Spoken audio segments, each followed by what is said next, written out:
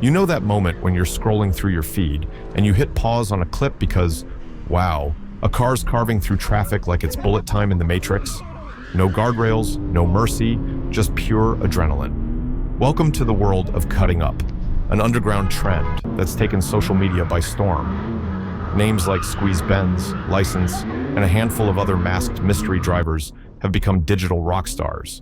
They're weaving through gridlock, sprinting down freeways, blitzing past clueless commuters, all while filming it for the Instagram, TikTok, and YouTube. But here's the million-dollar question. How the heck are they not locked up? In a country bristling with traffic cams and patrol cars, these guys pull off stunts that would give even seasoned stunt drivers pause.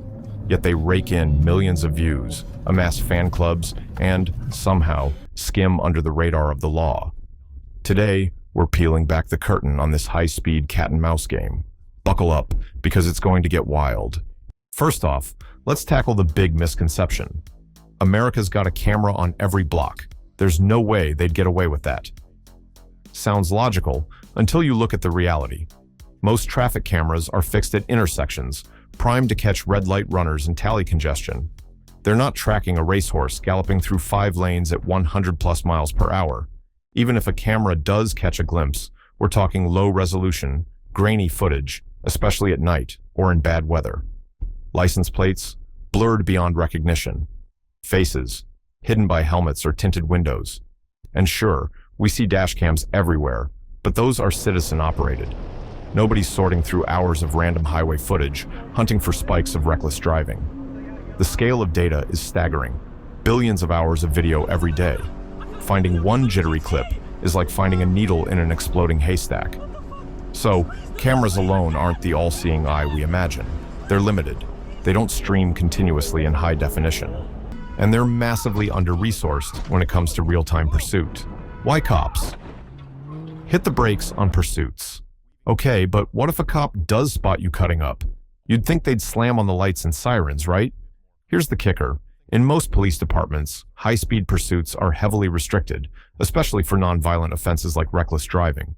Why? Because the fallout can be catastrophic. One chase at 120 miles per hour through residential streets can end with a multi-car pileup, innocent bystanders injured, or worse. Departments across the U.S. have policies that say, don't chase unless there's an immediate threat to life. Chasing a video-hungry driver doesn't cut it. Officers have to do a lightning-fast risk assessment in their heads. If I pursue, could I trigger a fatal crash? If I don't, am I letting a dangerous driver skate? Often, the safer call is to hold back, radio dispatch for camera coordinates, and hope for a manual identification later. But by then, the swimmer's already 5 exits down the freeway. Mastering the vanishing act. So when the cameras dim and the sirens fade, what does a swimmer do next? They vanish, literally. Most runs end with a pre-planned exit strategy. Think private garages, hidden alleys, even decommissioned service roads. A quick turnoff, and they're in a safe zone. Some have safe houses or collaborators ready with a fresh vehicle. Swap cars, ditch the helmet, maybe pull on a hoodie. In under 2 minutes, they've erased their digital and physical trail. By the time law enforcement or curious onlookers arrive, the spot is empty. No skid marks, no footprints, just the echo of an engine fading into the distance. But it's not just slick planning. Swimmers pack a serious tech toolkit. Radar detectors alert them to speed traps before they're even in range. Laser jammers can scramble police LiDAR. Real-time mapping apps like Waze flood them with live updates on patrol locations, roadblocks, and construction zones. Imagine you're barreling down a highway at 110 miles per hour, and suddenly your phone pings. Unmarked unit 2 miles ahead, 3 o'clock. You'd slam on the anchor or change lanes. Game over for the cops, and it's crowdsourced. Other road users, sometimes even sympathizers, report sightings, so swimmers get a continuous play-by-play. It's a full-blown digital surveillance dodge. But it's not just slick planning. Swimmers pack a serious tech toolkit. Radar detectors alert them to speed traps before they're even in range. Laser jammers can scramble police LiDAR.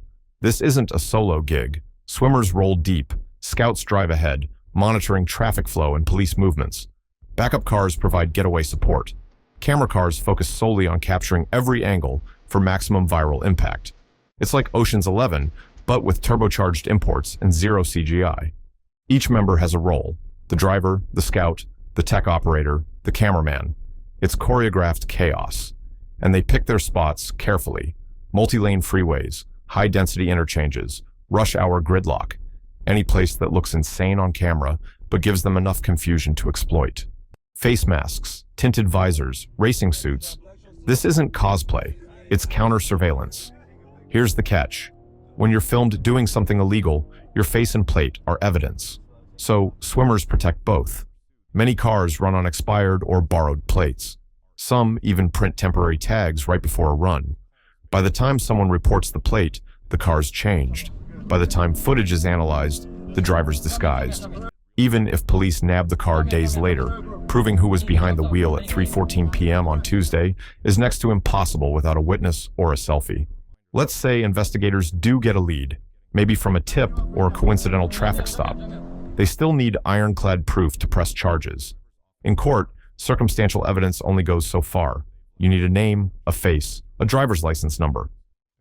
Swimmers avoid leaving fingerprints, both digital and physical. They don't post selfies. They don't brag about specifics. They might flaunt the footage, but the identifiers stay buried.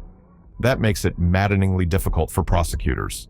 You can have hours of evidence that a blue Mercedes ran a driver's life. If you can't tie it to a person, it's just a blurry video. Let's talk about the biggest name in the game, Squeeze Benz. For months, he ruled the trend. Clips of his midnight freeway ballets racked up views in the tens of millions. He was untouchable until one slip-up changed everything. It wasn't a record-setting speed that got him. It was a routine traffic stop for a minor violation, nothing to do with cutting up. But officers noticed his car matched descriptions from multiple swim sites. Phone records, social media footprints, and a few careless comments in private chats let investigators piece together his identity. One morning, they pulled him over. No chase, no fireworks, just standard procedure. By the end of the day, Squeeze Benz was in custody. His story is a stark reminder. You can be the best, you can be the fastest, you can be the smartest, but luck and human error are always in play. So, where does this trend go from here? Law enforcement is exploring new tactics: automated license plate readers, AI-driven video analysis, even drone patrols. But swimmers are already adapting. Encrypted comms, counterfeit tags, dynamic disguises. It's an endless arms race of speed versus surveillance.